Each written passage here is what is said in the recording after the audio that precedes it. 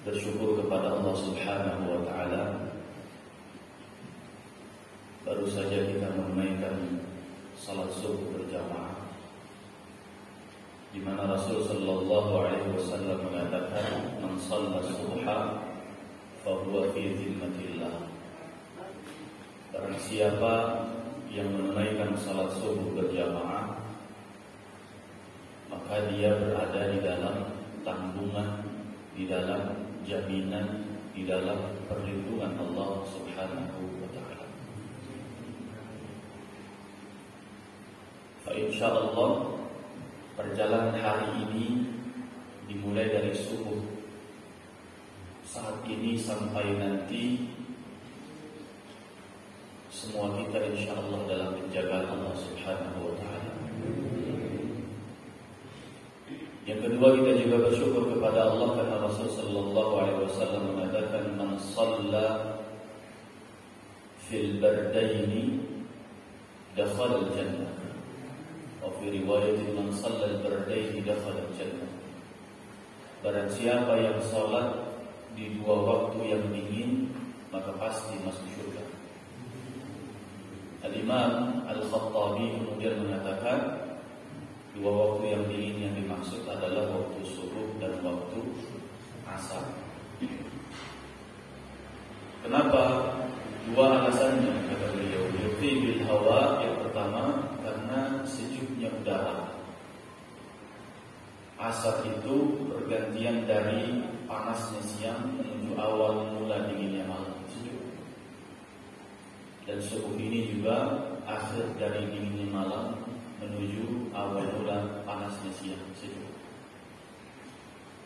Siapa yang sholat di dua waktu tersebut, kata Nabi, dakhala al-jannah, pasti masuk surga. Mudah-mudahan kita juga menjaga dua sholat ini. Lebih-lebih juga Allah perintahkan, hafizu 'ala shalawati was salatil wusta wa qumu lillahi qanitin. Al-Baqarah 238. Peliharalah dan jagalah salat yang 5 dan salat yang tengah-tengah.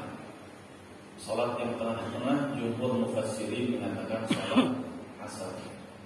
Walaupun Al-Imam Az-Zamakhsyari dalam kitabnya Al-Kasyaf mengatakan semua salat adalah salat tengah-tengah. Karena subuh ini tengah-tengah antara Isya dan Zuhur. Zuhur tengah-tengah antara subuh dan asar. Asar tengah-tengah antara zuhur dan maghrib. Maghrib tengah-tengah antara asar dan isya. Dan isya tengah-tengah antara maghrib dan subuh. Jadi semua salat adalah salat tengah-tengah. Jadi maksudnya apa? Jagalah salat semuanya. Itu kata Imam Zamakhsyari. Maka ikhwatul iman, jemaah sekalian yang dimuliakan Allah, para asatidz, para kiai, para habaib, para hujjaj, para alim ulama, tokoh masyarakat, tokoh agama, para ketua DKM masjid, semua yang bergabung dalam jamaah sajadah subuh, semoga kita semua senantiasa dalam ridha Allah Subhanahu wa Ta'ala. Kemudian yang kedua, salawatullah wassalamuhu, salawat dan salamnya Allah semoga senantiasa tercurahkan kepada baginda kita Nabi Muhammad sallallahu alaihi wasallam. Fa'akthiru minas salati alayya yawmal jum'ah. Kalau sudah hari Jumat, maka perbanyaklah salawat dan taslim kita pada baginda kita Nabi Muhammad sallallahu alaihi wasallam. Fa inna salatakum tablughuni haitsu syi'tum. Salawat kalian, kata Nabi, sampai kepadaku dimanapun kalian berada. Sedang apakah kita sedang melakukan aktivitas apapun kita, salawat kita pun tetap sampai kepada Rasul sallallahu alaihi wasallam. Jamaah sekalian yang dimuliakan Allah Subhanahu wa Ta'ala, dalam salah satu riwayat dari Ibnu Asakir dari Abu Ghabiyah, beliau berkata, "Marida Abdullah maradahu alladhi tuwfiya fihi." Ada seorang sahabat Nabi namanya Abdullah bin Beliau sakit dan sakitnya ini disebut sebagai maradul maut, sakit yang berakhir kepada kematian. Sakitnya sakit yang cukup parah, sakit yang berujung kepada kewafatannya. Marada Abdullah maradahu alladhi tuwfiya fihi. Dan beliau termasuk sahabat Nabi yang pakar Al-Quran, ahli Al-Quran, rujukan para sahabat dalam hal Al-Quran. Begitu juga menurut sahabat Nabi yang termasuk qadhi, seorang hakim, seorang pemimpin yang Nabi putus ya, ke daerah yang sekarang kita sebut sebagai Irak. Ya. Kemudian juga beliau termasuk sahabat Rasul Sallallahu Alaihi Wasallam yang berusia panjang. Sebaik-baik orang adalah orang yang mengqala umruhu wa hasuna amaluhu, umurnya panjang, amalnya bagus, amalnya baik. Seburuk-buruk orang adalah orang yang usianya pendek, bikin dosa mulu. Umur panjang, ibadahnya bagus, ini sebaik-baik manusia. Alhamdulillah saya lihat yang hadir di sini usianya masih muda semua. Amin. Tapi ibadahnya masya Allah luar biasa. Ya, 17. Ada berdoa ini masya Allah. Nah, ketika disampaikan begitu, maka fa'ada Utsman bin Affan. Maka ketika dapat berita tentang sakitnya, sebagai salah satu hak muslim atas muslim yang lain, idza marida fa'udhu. Kalau ada yang sakit maka jenguklah. Walaupun hadis ini di masa Covid nggak berlaku Pak ya. Ada yang sakit malah nggak boleh jenguk. Nggak bisa kita di masa Covid begini. Kemudian oleh Utsman bin Affan dijenguk. Radhiyallahu ta'ala anhu. Ketika dijenguk maka faqala Utsman bin Affan mengatakan, "Ma tashtaki?" Ini pertanyaan pertama. Adab ketika menjenguk orang. Ditanya, "Apa keluhanmu?"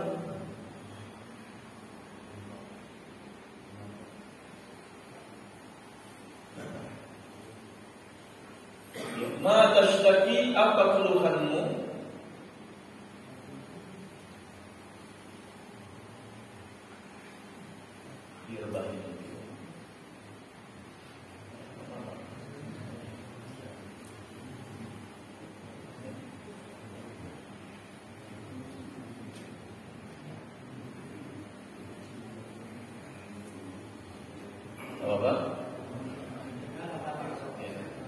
Ma tashtaki, ditanya apa keluhan, apa yang sakit, bagian mana yang sakit, sudah berapa lama sakitnya, apa rasanya, apa gejalanya. Jadi ditanya dulu. Karena kadang-kadang ada orang jenguk orang sakit yang pertama kali ditanya, gimana kabarnya? Ya kan sakit Pak. Kalau udah sakit gak usah ditanyain. Kemudian juga saking semangatnya jenguk, kadang-kadang langsung salim aja. Padahal jangan-jangan sakitnya itu yang ditangani. Ya. Maka pertama kali tanya, "Mana Ustaz? Antum sakitnya yang mana Ustaz? Antum sakitnya yang mana?" Supaya kita bisa memastikan, jangan sampai kedatangan kita justru membuat beliau tambah sakit. Kemudian dikatakan oleh Abdullah bin Mas'ud, dijawab, "Dzunubi," kata beliau. Faqala dzunubi. Yang aku keluhkan bukan rasa sakitku. Yang aku keluhkan bukan penyakitku. Bukan tentang gejala penyakitku, tapi yang aku keluhkan adalah tentang dosa-dosaku.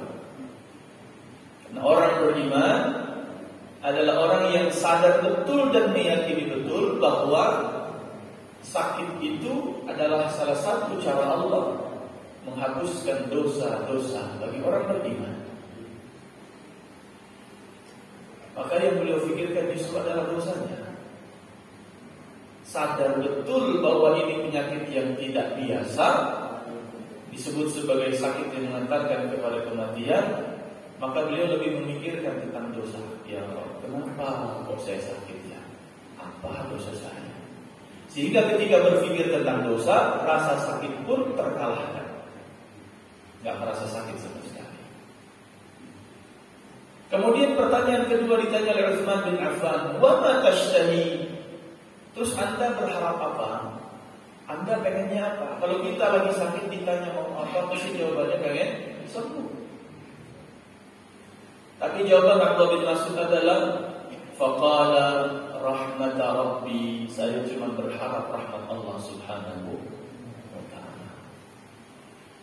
Artinya kalau kita sehat, kalau kita sembuh tapi tidak mengundang rahmat Allah, ya percuma. Dikasih sakit, kemudian berharap sembuh tapi bikin Allah murka, percuma.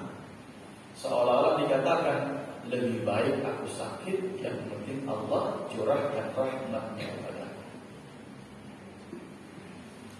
Dan karena penyakitnya adalah penyakit yang mengantarkan kepada kematian dan kewafatannya, tentu tidak ada yang lebih diharapkan bagi orang yang menghadapi prosesi menjelang meninggalnya kecuali rahmat Allah. Sehingga panggilan berpulangnya adalah, ya ayyatuhan nafsul mutmainnah, irji'i ila rabbiki radiyatan mardiyah. Berpulanglah menuju Tuhanmu dalam kondisi dirahmati, diridhai, disayangi, disukai. Kita suka pulang kepada Allah, Allah pun suka atas kepulangan kita. Ada ibaratnya kalau ada orang tua punya santri di pesantren, tapi memang orang tua pesantrennya ini kadang-kadang motivasinya lain, bukan supaya jadi anak yang soleh, solehah, tapi kenapa? Udah susah mendidik di rumah. Udahlah dia orang pesantren aja dah. Pas giliran waktu libur, anaknya demen banget pulang. Hore, saya pulang gitu kan, liburan. Tapi bisa jadi orang tuanya di rumah udah mulai mikirin kan, aduh, pulang. Terpasti bikin masalah lagi, pasti begini lagi, pasti begitu lagi. Udah pondok aja dah, nggak usah pulang dah, begitu kan? Ada memang tidur-tidur begitu. Orangnya seneng pulang, ya, tapi yang dipulangin kagak seneng. Ada yang tipunya juga orang tuanya berharap pulang, pas pulang seneng, anaknya pun seneng. Nah, ini dia radiyatan mardiyah. Kita seneng pulang, dan Allahnya pun senang atas kepulangan kita. Maka yang diharapkan adalah rahmat Tuhan, kata Abdullah bin Mas'ud. Ditanya sakitnya apa, enggak jawab. Ditanya harapannya apa, enggak jawab.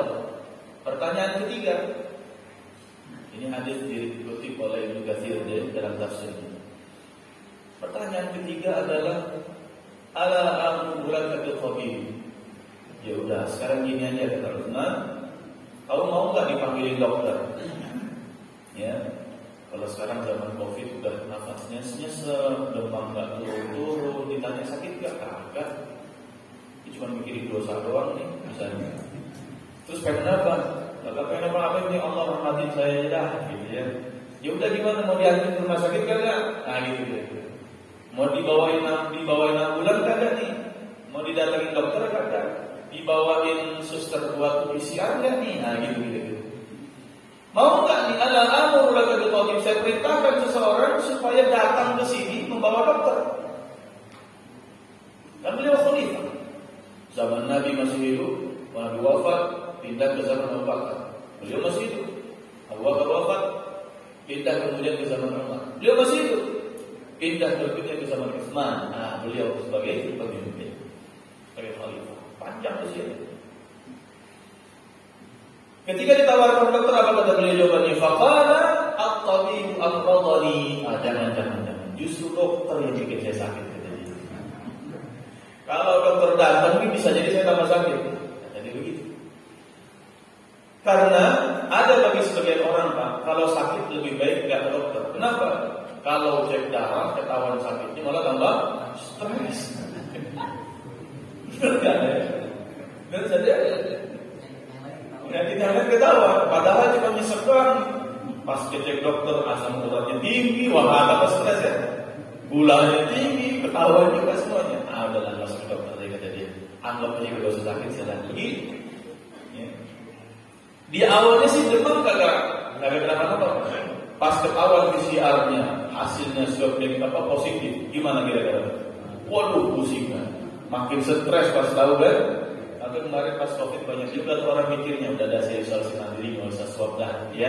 3 hari di rumah, adem sendiri kan ini kira-kira ya. Kenapa al-tabibu al-qadari kata Allah bin Mas'ud? Ya usah. Jangan dokter ntar bikin tambah sakit. Bingung juga Usman, ini gimana nih? Ya. Sakit ditanya nggak jawab, ditawarin bantuan nggak mau. Pertanyaan keempat, ala aku laka bi'aqa. Ya udah, sekarang begini ya. Apa yang kau inginkan? Pengen dibawain apa? Pengen dibeliin apa? Pengen dipesenin apa? Gitu ya. Pengen dibawain makanan apa? Namanya kita mau jenguk orang sakit, Pak, ternyata ada adabnya. Kadang-kadang ya, ada cerita kejadian mentang-mentang baru panen petek, jenguk orang bawa petek. Padahal orang sakit jangankan makan petek, kadang-kadang makan bubur jemuan. Ya. Sabtu pekan lalu kami jenguk ada salah satu kenalan yang sakit. Kemudian bawa buah. Ternyata yang sakitnya nggak bisa makan buah kecuali pepaya dan jeruk. Jadi pas buahnya dikasih, istrinya langsung minta maaf. Ustaz, mohon maaf ya, beliau mengatakan kepada yang bawa, Ustaz, mohon maaf, bapak ini suami saya nggak bisa makan kecuali pepaya dan pisang. Pepaya dan pisang. Sementara buah yang dibawa nggak ada pepaya dan pisang. Jadi bagusnya kita bertanya, misalnya, kalau kita kadang-kadang pernah sakit asal bawa tentengan, bawa buahnya kita yang makan, bawa rotinya yang kita makan. Kenapa? Karena yang dijenguk tadi dia merasa mungkin keberatan, tidak punya sesuatu yang dijadikan sebagai menghormati tamunya, karena di rumah sakit kan, akhirnya tentengan orang yang disuruhi.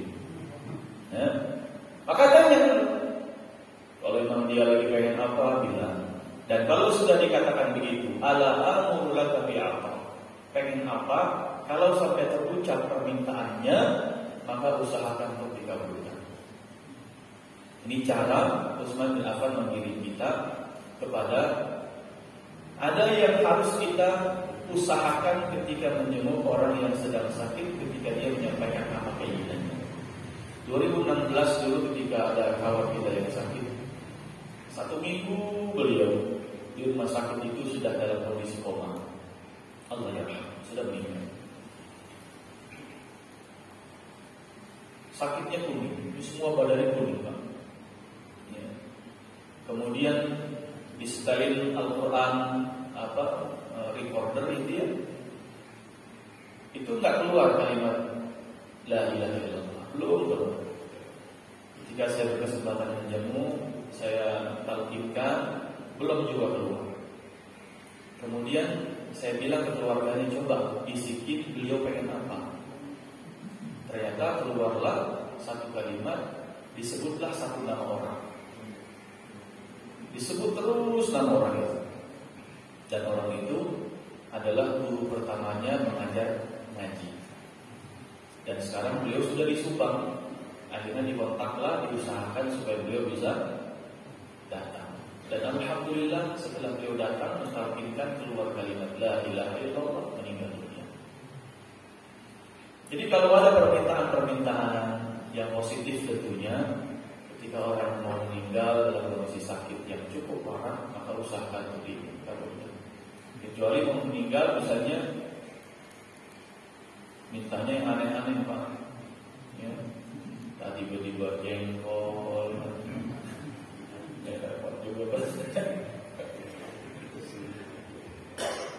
Kalau yang positif misalnya apa, ya sebutkan saja dan usaha. Tapi ketika ditindakan begitu, kata Abdullah bin Mas'ud, la hajat fihi. Saya nggak butuh apa-apa, saya nggak punya hajat apa-apa. Maka Utsman bingung lagi. Ditanya 4 hal nggak ada yang dijawab. Ditanya sakitnya nggak jawab. Ditanya apa harapannya nggak jawab. Ditawarin dokter nggak mau. Ditawarin pesenin makan nggak mau. Maka yang kelima, apa kata Utsman bin Affan? Yakunu li banatika min ba'dik. Wahai Abdullah, kalau nanti ente meninggal, terus anak-anak perempuan ente gimana? Pikirinlah anak-anaknya. Kalau memang ente nggak mau, anak-anak ente susah, semangat dong sembuh. Kira-kira begitu. Biasanya kalau orang tua, seorang ayah sakit, kalau disinggung anak gimana Pak? Ya harusnya pikirannya kan semangat sembuh kan? Oh iya, saya punya anak perempuan. Nanti kalau dia sudah, walinya siapa ya? Zaman makin banyak fitnah.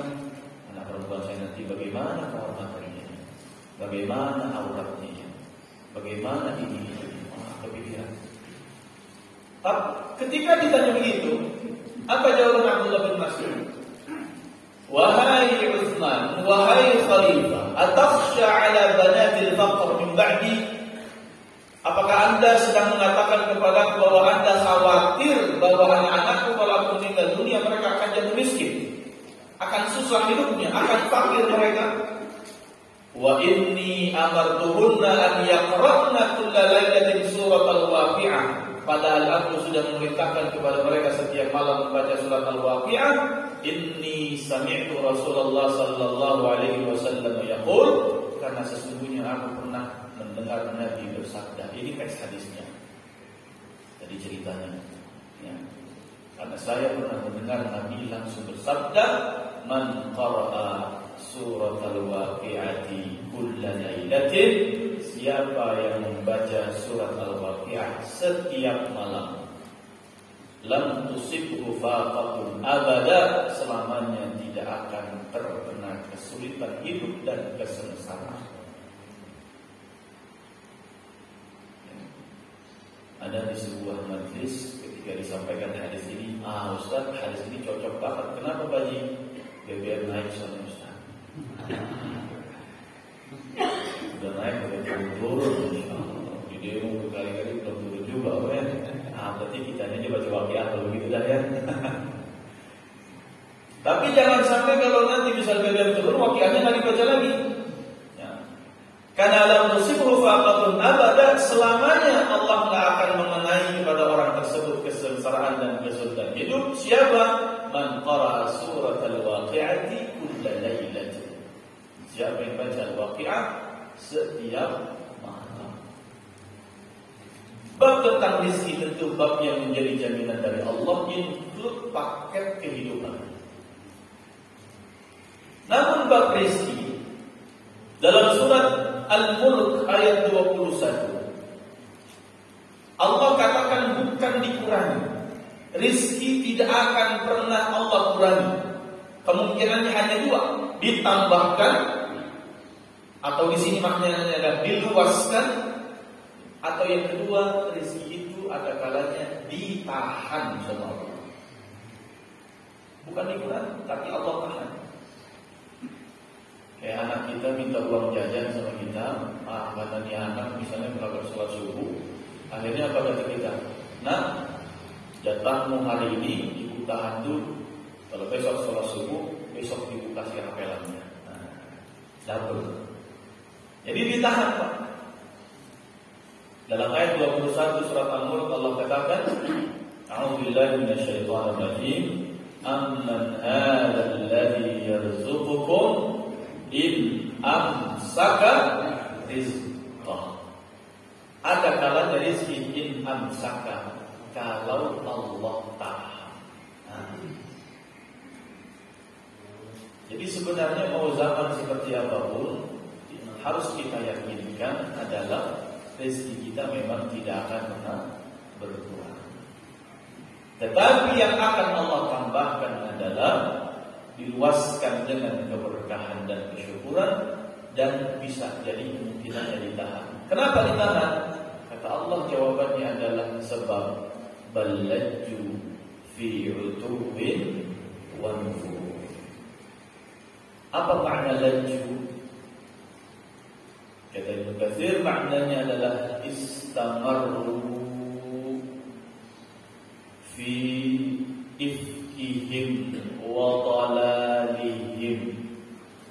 Mereka terus menerus dalam kesesatan, dalam kemaksiatan, dalam kedurhakaan, fi utuwin, fi mu'anadatin, dalam perlawanan kepada Allah, wastikbarin, dalam kesombongan, wa nufur ay nufuran alal haqqi min adbarihim, lari terhadap kebenaran dan membelakanginya.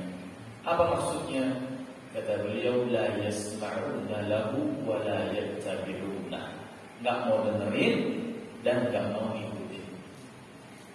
Berarti yang penting yang namanya kebenaran diperdengarkan. Urusan dia mau dengar enggak mau dengar, urusan dia mau ngikut enggak mau ngikut, itu urusan dia.